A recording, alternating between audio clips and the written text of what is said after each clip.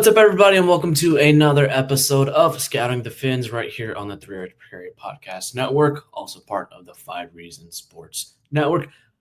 I'm your host, Hussam Patel, and joining me today is Coach Eric. How we doing? Hey, Assam, doing well. We are finally to the point we're not really asking so many questions with the roster and what to expect heading into the regular season. Kind of have the answers there, and we're just over a week away now from, as we're recording, of playing that week 1 game and really seeing what we have in this team. Yeah, there weren't a lot of surprises on the roster, I would say, and I still don't think the roster is finalized just yet. Obviously, they can still add some people. We heard Chris Grier say that they're going to be adding Cam Smith to the NFI list, which is the non-football injury list, and it looks like that the Dolphins have already signed Kendall Lamb, who a lot of people thought, and Coach, I know you stated that he might have 1 foot out the door already. Yeah, I don't have a problem with Kendall Lamb. He's a great professional, right? Great guy to have in the room. But if you go back even to last year when Austin Jackson went out, Kendall Lamb was a big reason for the fall off in the rushing attack that we had. And Yeah, I know he was. I agree with that. In the rushing attack, he fell off. Yeah, and he was battling some injuries last year. So, I had gone back and revisited his preseason tape from the Eagles from this season, and I really don't see a much different player than what it was last year. I think he's a player that, you know what you're getting. He knows the system, he knows the protections, he knows all the calls, right? So there's a warm and fuzzy feeling of being able to put somebody in there that hopefully isn't going to be a complete disaster. But when that's the best thing that you can say about it, it doesn't get you too excited. Yeah, there weren't a whole ton of surprises for the Dolphins on offense, for the quarterback and running back position. At least I think the Jalen Wright injury kind of threw a fork basically into the wall outlet where they had to go out and sign Jeff Wilson back again over to the practice squad. We talked a lot about Ollie Gordon the last few episodes. Looks like he's coming around really, really well. Devon Achane is slated to start week 1. At least that's what Chris Grier said. Obviously, a lot of things can happen between now till game 1 up against the Indianapolis Colts. They released Mike Boone. They waived Aaron Shampglin. I hope I didn't butcher his name. But the pecking order for the top 3 was pretty much set in stone once Alexander Madison landed on IR. Like you said, you know exactly what it is, right? It's Devon Achane, it's Ollie Gordon, and now it would be Jeff Wilson again, somebody coming back that just knows the system. And I think the big part there is that, one, as much as we all like Ollie Gordon and as much as we, have really admired what he's done here in the preseason, he hasn't done it in an NFL regular season game yet. So there is an unknown there. And Devon Achane's injury, I think I saw that it was compared to what Christian McCaffrey went through last year, and that was one that kept popping back up, never really seemed to heal properly. So if we if Achane's not at 100%, if Ollie Gordon's not able to carry over those reps that he was doing against backup NFL players in the preseason, able to carry that over to the starters, right? At least you have Jeff Wilson, who has done it in the NFL against starters, knows exactly what he's doing, knows the timing, knows the verbiage of the system. But again, nothing to be too excited for there. But I do think that probably going to lean a little more on the passing attack early in the season as those pieces get healthy and get their feet under them. So having Jeff Wilson, as the worst case scenario, you could definitely do worse than that. Yeah, I think the worst case scenario, as you mentioned, is Devon Achane can't go week one and Ollie Gordon's reps. He doesn't continue that same consistency, and now you have to rely on Jeff Wilson Jr., who didn't get a lot of carries last season, just got picked up of the practice squad. I mean, his legs should be fresh. He might be able to get you at least 10 to 11 decent rushes. That's going to spell some disaster for the offense. It might throw a really bad wrinkle into the offensive game plan against the Colts. But let's not hope that happens. As we move to the wide receivers, I think what's notable is that the Dolphins kept 6 wide receivers right after the initial 53-man roster, where last year they only had 4. The extra 2 that did make it were D. Eskridge and Taj Washington. Both of those guys provide valuable special teams reps as returners, and both of them as gunners. It wasn't Taj Washington last year. Wasn't he injured early? No. I'm saying that Taj Washington and D. Eskridge are. Oh, from this year. Yeah. You're exactly right with the special teams part of it. Both add value as returners, and they're both going to have to contribute on coverage teams as well. But I think that those are, when you look at players that, there's not a lot of players that get claimed in the grand scheme of things when you count the number of players that get waived versus the number of players that get claimed by other teams, right? So it's a fairly low risk proposition, but I think those are 2 players the Dolphins felt had put enough on tape in the preseason that, wide receiver across the league is a position that, teams carry 5, 6 of them on the roster. And with that special teams value, right, when you talk about those lower end receivers on your roster, right, your special teams value is where you're looking. And I think that, they felt that had they put either of those players on waivers, that another team was going to pick them up, knowing that they could put them in, as a wide receiver 5 or 6 on their roster and, be able to contribute. So I think that says a lot about the depth of the receiving room, that you can really go 6 deep, that you feel like somebody across the NFL is going to, make a waiver claim on that player. Yeah, they had also waived Eric Ezukanma, who was one of the very first draft picks for Mike McDaniel's first draft class. Andrew Armstrong, Theo Weiss Jr., and AJ Henning were waived as well, but all 3 of those guys got signed back to the practice squad. I thought they were going to carry 7 and keep Theo Weiss Jr. as an extra because they need another big body type on there outside of Nick Westbrook, Akine. Eskridge and Taj Washington, they had fantastic preseason showings and outings, and I think that's pretty much what kept it on there along with the special teams value. I think the biggest shocker was Pharaoh Brown being released after him being one of the very first signings in the tight end room. Chris Miarek was also released, and Hayden Rucci was waived. I think Rucci came back over to the practice squad. Let me just go ahead. Yes. He did. Rucci is back to the practice squad, but it seems as if the amount of reps Pharaoh Brown had in that second and third preseason game, it looks like the coaching staff wanted to see more out of him. What were your thoughts of when you watched him?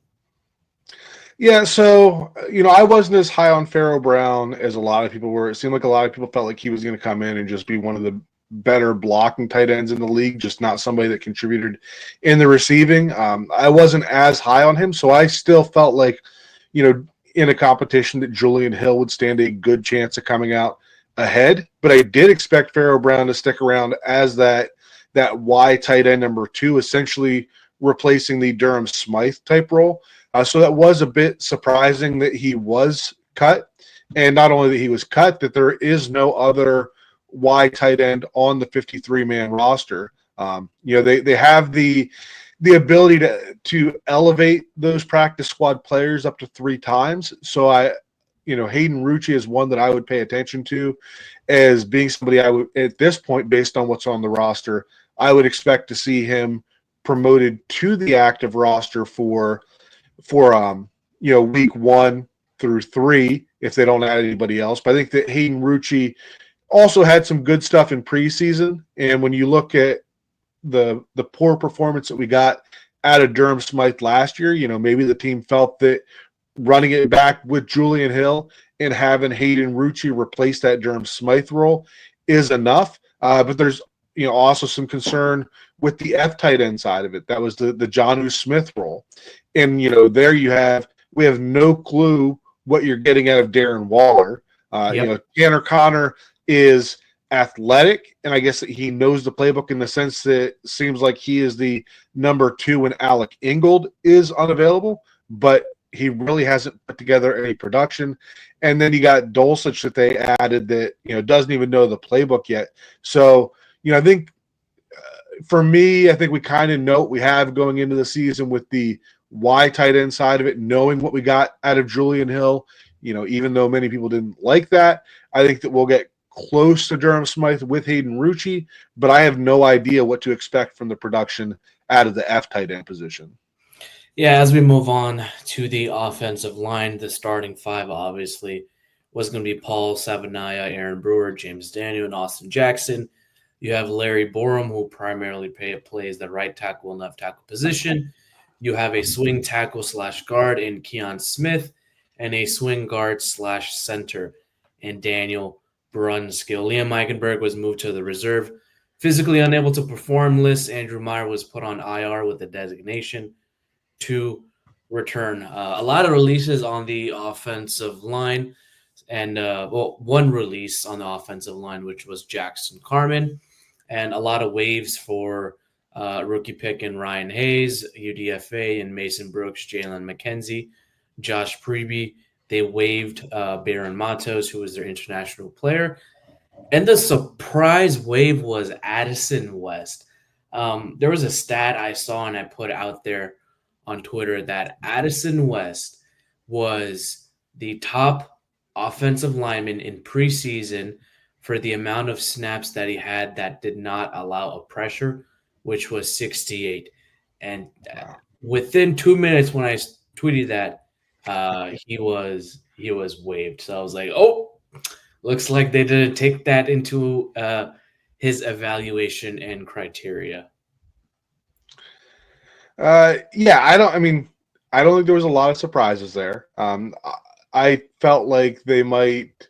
Braden Daniels was one that I thought might have had a chance of being claimed because I felt that he had put good enough tape on there that I was a little concerned when he got waived that somebody else may take a chance on him, but he returned on the practice squad. But then when we talk about the rest of them, as far as the undrafted free agents, Addison West was the one that I felt was most pro-ready, right? So I think earlier in the offseason, I had said that out of the 3, I felt like he had the best chance of making the 53 as a rookie. Had a solid preseason, but one of the big reasons that I was not as surprised that he was released, I was more surprised that he was not brought back onto the practice squad. And instead, they brought Josh Prebe. And the reason for that is that with Andrew Meyer and Liam Eichenberg on the reserve lists, once you get through Aaron Brewer and Daniel Brunskill, there's nobody else to snap the ball, right? Maybe you could say they got James Daniels can slide over and be your emergency option there. But that, I just don't like only having 2 centers on the roster. I would have preferred to see Addison West stay over Josh Prebe, who also, had a solid but unspectacular preseason, just in terms of, having, the Braden Daniels, the Daniel Brunskills that are probably going to go in ahead of him at guard, maybe even Keon Smith.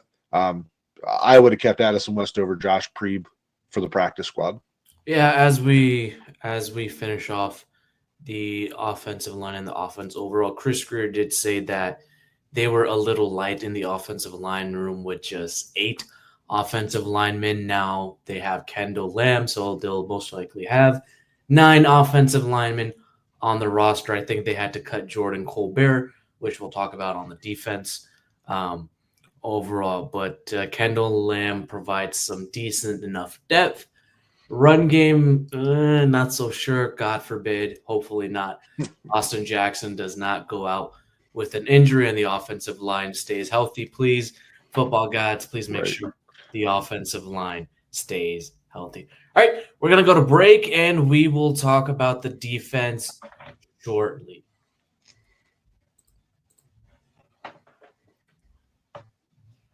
Football is back, and Underdog is the best place to make picks and win money all season long. Playing on Underdog is easy. Just pick whether your favorite players will go higher or lower on stats like touchdowns, receiving yards, interceptions, and more. Get your picks right, and you can win up to 5,000 times your cash. You can play with as little as $1. Download the app today and sign up with promo code 3yards to score $50 in bonus funds when you play your first $5. That's promo code 3yards, 3YARDS. Millions of fans have already won billions making picks on Underdog. Will you be next? Underdog, make picks and win money.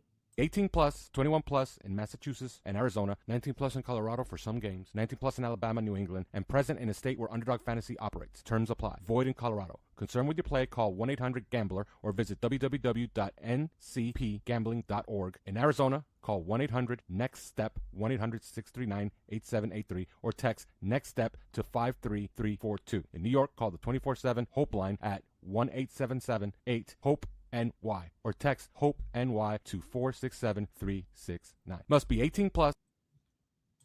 And we are back. All right, Coach, I know you had put out something on Twitter a little bit earlier on Thursday night, more so talking about the continuity of this defense and this defensive coaching staff. We'll go ahead and play a clip of Anthony Weaver on the Drive Time podcast with Travis Wingfield talking about that. Here is Anthony Weaver. Coming into year 2 is just alignment and vision. I think year 1, really, I was really the only person that was able to come from Baltimore. So not only were we trying to teach the players what we were looking for, what I was looking for, but I was also trying to teach the coaches. And there's a lot of trial and error in that. Well, we don't have to do that anymore. We found that probably about a third way through the season last year. We figured out a rhythm and what there was just an alignment of how we all want it to look like. And now that we had that, we've just been chasing all the small, intricate details, which can take us from good to great. So just super excited about at where we're at. And just it's not just us as a staff, but that there's a trickle down there now, right? Where even from a player standpoint, they can see the confidence in us and what we're doing. That must accelerate the starting point, right? Yeah, Back in absolutely. spring ball. Absolutely. We were so much further ahead at this point in June than we were the year prior because of that. Yeah, I love hearing that. And it's continuity on both sides of the football. The offensive staff been here for quite a while together.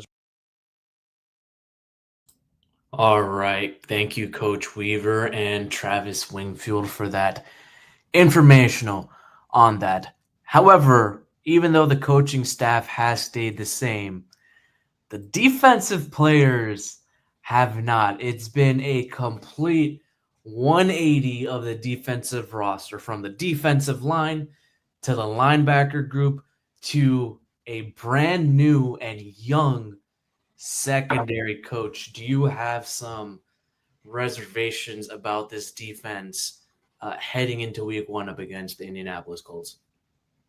I mean, anybody that says they don't have reservations about the Dolphins secondary is probably lying to you, right? There's different levels of panic with it. I'm not panicked about them, but I like what they've put together. I think that the way they've constructed that front 7 is set up to really protect that secondary, and the pieces that they have added to the secondary. It might take a little bit of time for them to mesh, right? But I think that what they are asking the secondary to do, I think they've gotten some solid pieces to fit in there.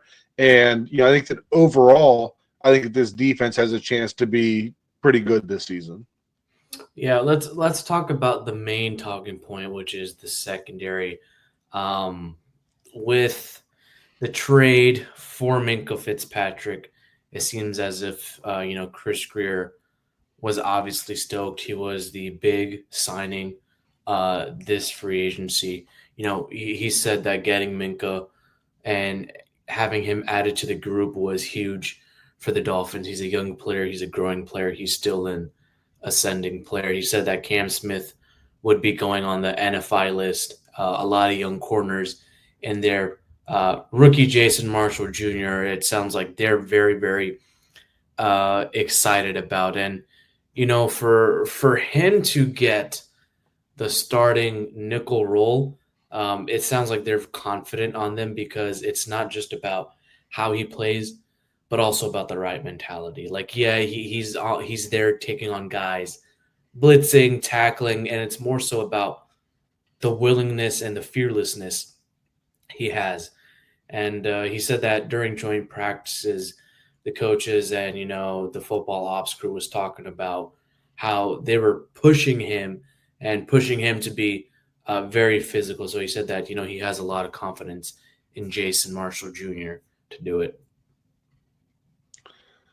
Yeah, you got, like you said, Minka's coming in. Minka's going to be the focal point of that secondary.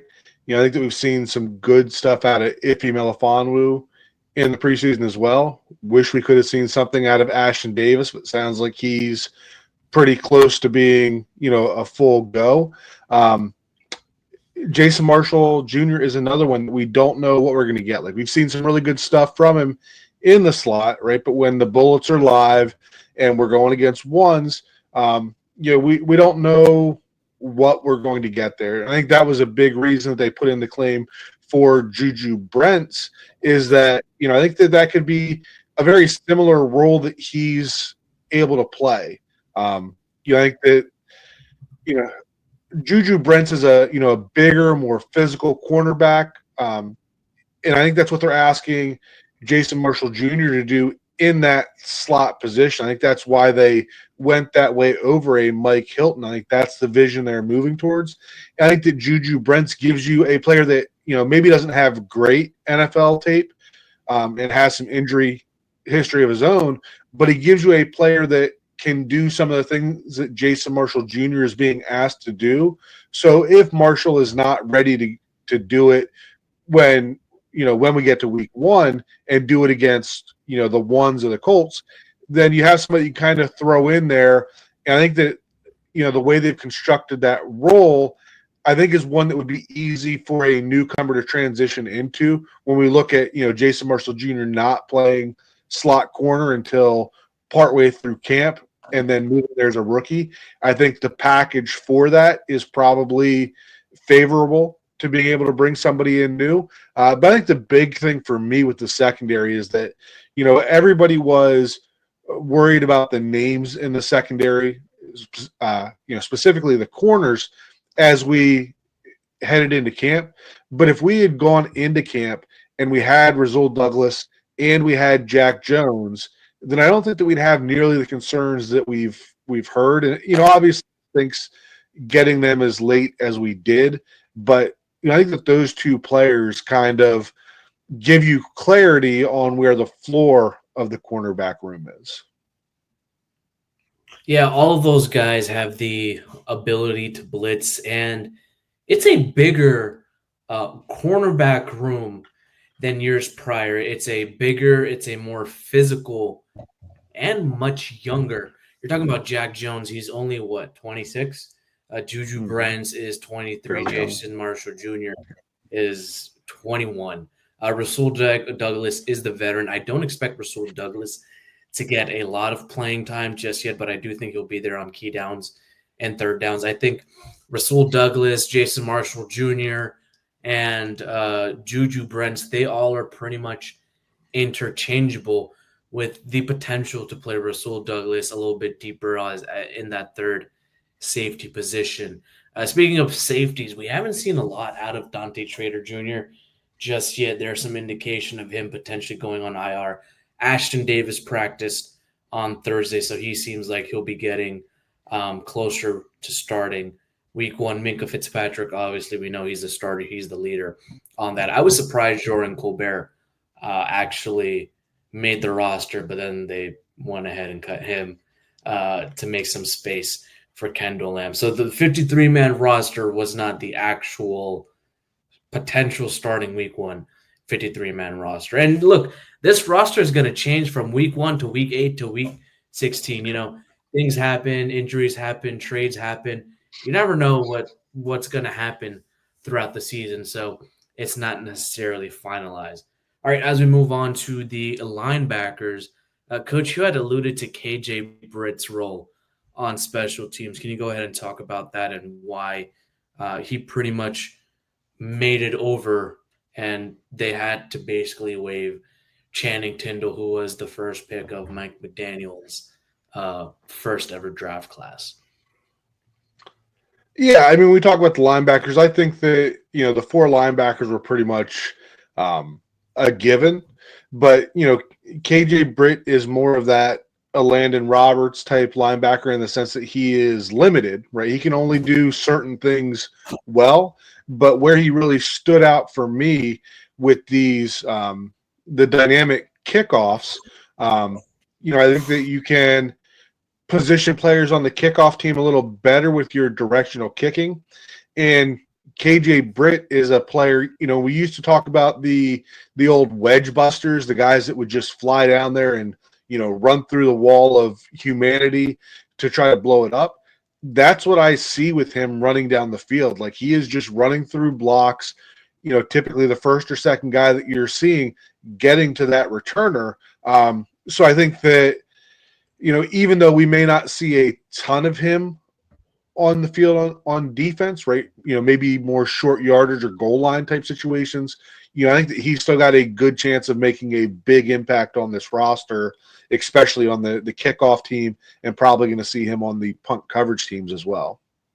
Yeah, I think the biggest thing was Willie Gay Jr. and KJ Britt making Channing Tindall expendable. I mean, Willie Gay Jr. had a phenomenal camp. He wasn't necessarily the best linebacker for the Chiefs, but he was the glue guy. And I think Willie Gay Jr. as either the Will or Sam backer in this defense, especially when they played the nickel sets alongside either Jordan Brooks or Tyrell Dodson, or if they play more so like a 3-down front look, is going to be a key blitzer on this team. I mean, he can tackle, he can erase those screens. He's fast getting downhill. He can cover sideline to sideline. I think that's probably one of your Swiss Army knives in the linebacker position. We talk about this defense being very versatile, very multiple, from the secondary, Minka Fitzpatrick that can play the slot. He can play on the line of scrimmage. He can drop back deep. Willie Gay Jr. is the same type of guy alongside Jordan Brooks that can potentially be interchangeable, but Willie Gay Jr. will primarily have more of that pass rush prowess, primarily as the looper or sometimes picker on those stunts, especially if he's along the line of scrimmage. And I think even in third and shorts where he can just, get downhill, or if it's like a stretch or a zone play, he can shoot through the gap, find through the gap, go around those offensive linemen, get those hand fighting techniques in and get right in to the backfield. Yeah, I agree with all that. You were talking about the versatility there. As we move over to the outside linebackers, I think that's where you see that as well.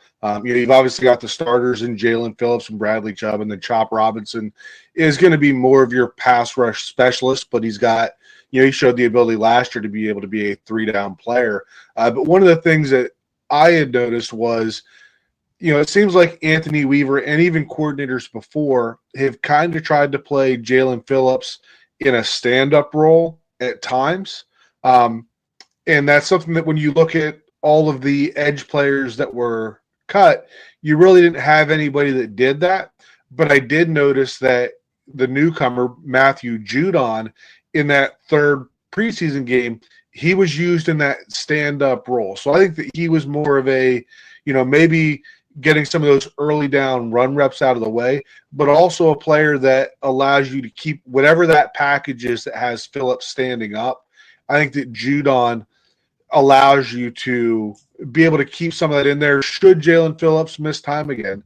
And then, last outside linebacker, edge player on the roster there, Cameron Good, I think that strictly came down to special teams, right? That, if you are the fifth edge player on the roster, then you better be a core special teams player and, at least a decent rundown player. I think that those are the deciding factors. Like when you compare him to a Grayson Murphy, I don't think that Grayson Murphy or McClendon had the run game ability that Cameron Good does. And you don't bring in your fifth edge rusher to be a pass rush specialist when you have Jalen Phillips, Bradley Chubb, and Chop Robinson all ahead of him. You bring in that player to let them get a breather on the sideline and play some rundowns. But then you have to have that key special teams role, and that's where I think that Cameron Good got the nod over some of these other guys. Yeah, and Cameron Good also can fit the run pretty decently, much better than guys who are released in wave like Quinton Bell, Mo Camara, and Grayson Murphy. Grayson Murphy was just a pure pass rusher, and he just pretty much became expendable. I thought Derek McClendon had done enough to actually make the 53-man roster. I think he might have made the practice squad, if you can confirm that for me. That could potentially be a call-up if one of those pass rushers do go down. And one thing you mentioned about the stand-up role is that all of those guys that made the 53 can cover the flats and are athletic enough to get down the field and make the tackle. When I mean athletic enough, I mean they are fast enough and can cover sideline to sideline and, just get after the ball carrier. As we move on to the defensive linemen, they kept 6 defensive linemen. For a defense that doesn't employ a lot of 4-man fronts, I think it comes to be said that this defensive line and how they employ these fronts might be a bit non-traditional based on some things we saw during practices, joint practices, and camp. I think you could have 3 to 4 of these defensive linemen in on early downs and 1 to 2 of your edge defenders or pass rushers as well, where you could have a 5 front, or maybe you could have somewhat of a hybrid bear front on those early downs. And if you get to 3rd and long, you just release your 3 to 4 edge defenders. It goes to say that all 3 rookies made it. And I think it's primarily because of the run defense. All 3 of those guys do really, really well up against the run. And I was deep diving some of their advanced metrics in terms of all 2025 rookies drafted and undrafted. Kenneth Grant and Jordan Phillips were in the top 8 in the PFF run grade. Alex Huntley was 30th. Zeke Biggers was 31st. In terms of run stop percentage, Jordan Phillips was 11th. Kenneth Grant was 22nd. Zeke Biggers was 29th. Alex Huntley was 31st. And obviously we know Alex Huntley was waived. Yeah, I think that, what you were saying there about the non-traditional fronts, I think is going to be exactly what we're going to see. Right? I think that's why they really bulked up that defensive interior. I think that the goal is to win those early down run reps and put the offense in a 2nd and 3rd and long. And I think that's why you see 6 defensive linemen on the roster. And I've kind of talked about this before, that I feel like the defense is going to be 10 players that you kind of know who they are, and then 1 player that's kind of that similar to the F position on offense. And on those early rundowns, it's going to be a nose tackle. It's going to be your Benito Jones coming in as a heavy package. And then, as you get into the pass rush stuff, right? Maybe it's Chop Robinson coming in. We've talked about the 3 edge, packages they've worked on. Maybe it's Willie Gay coming in, right? Maybe that's where your Jason Marshall comes in, or with the safeties, right? Ashton Davis. That's what that 11th player is going to be. But I think that they are going to really commit on early rundowns to stopping the run. And I think the way that they're going to do that is going to be to have a Benito Jones in there as a nose and having Sealer and Grant playing more of a 4 or a 5 technique and really try to, clog up the middle of it and then keep the linebackers free and let them run, right? We can go back to the Zach Thomas days when he had Tim Bowens and Daryl Gardner in front of him just eating up blocks. And that's hopefully similar to what we're going to get with those 3 big guys up front and letting Jordan Brooks and T-Dot, be able to run around and make those plays. You did mention that Alex Huntley was cut and he was brought back on the practice squad. And then, you got Matthew Butler, who I think was a little bit of a surprise being that 6th guy when there was a lot of people that was talking about Matt Dickerson, who was not only waived, but also not brought back onto the practice squad. And I think he ended up going to the Jacksonville practice squad. But I don't think there was really any surprises outside of Matthew Butler, but I really liked that room and I liked the future potential of that. Like you said, 3 rookies there to be able to watch that group grow together. As Zach Sealer someday ages out, right? Don't want to use that R word yet for him. But as we transition to the next phase, having these 3 guys that are hopefully 4 or 5 years into their career really sets things up for the future nicely. Yeah, and then maybe in the 4 or 5 years, would they even be able to retain all 3 of those defensive linemen? Do we potentially get somewhat of a Christian Wilkins type of situation with either Kenneth Grant, Jordan Phillips, maybe even Zeke Biggers? I think one thing to note is that I think this is the first time in a while, or at least a long time, that all of the Dolphins rookies made the initial 53-man roster. None of them were put to the practice squad.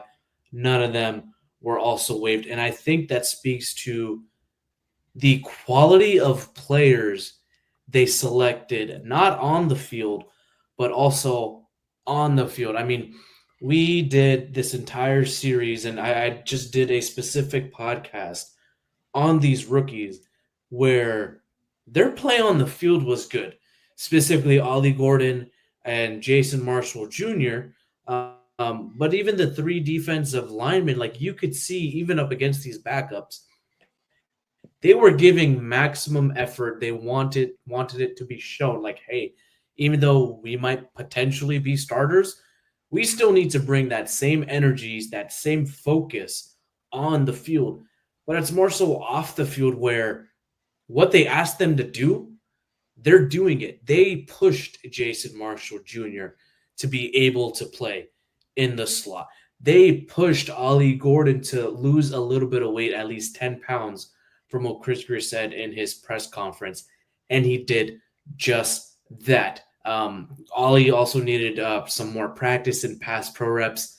Preseason week 3, we saw that as well. Joint practices, I saw that as well. He was improving on that as well. Offensive line, Jonas Avenai, he's had his ups and downs, but with his mentality, just trying his best to make sure Tua Tagovailoa does not get hit. Initially, when we heard him in his presser post-draft and even during training camp, yeah, he needs to work a little bit on his pass pro skills, but his run blocking is there, man. His run blocking is there. Jordan Phillips had a lot of highlight reels in the preseason. Kenneth Grant, while he did not get a lot of reps in preseason, he was chasing down guys that were 4, 5, 6, 7 yards down the field. The only thing that's concerning for me is Dante Trader Jr. hasn't gotten a lot of reps, but when he did, he made plays in the backfield in the run game up against the Jaguars. I just think that these guys are bringing the physicality and mental fortitude that could change the trajectory of this Dolphins team in the next 2 years. Yeah, and I like to think that a lot of that has to do with the topic that we kind of started off the show with, and that's the continuity of Anthony Weaver and Mike McDaniel knowing exactly what they wanted. Like even if you go back to last year, Anthony Weaver saying that it wasn't until week 3 when the entire coaching staff was, all in cohesion as far as what they were trying to do. So when you're drafting players before that without understanding what exactly you're trying to do, then it makes it a little more difficult to get those players to fit. But as we're heading into year 2 of the Anthony Weaver defense and year 4 of the Mike McDaniel offense, right, we went into the draft knowing exactly what they were trying to do on both sides of the ball. And I think that that's a big reason that you're seeing all of those draft picks stick, because you knew exactly the vision that you were looking for as you were heading into that draft. And there's going to be things that change slightly as you move into your offseason and through the regular season. But I think it makes it a lot easier to be able to, pick your groceries, as I think it was Bill Parcells said, right? When you have an idea of what you want to make with those groceries. Yeah, and I think with this continuity, I think it might be a safe bet that Mike McDaniel might be staying here one more year, even if things might not turn out for what they expect, and potentially same for Anthony Weaver if he does not get a head coaching position. But that's pretty much it for us here, folks. Coach Eric, thank you for being a great co-host, and thank you guys for listening to us here on Scouting the Fins, part of the 3 Yards Per Carry podcast, also part of the 5 Reasons Sports Network. As always, y'all, go Fins, baby.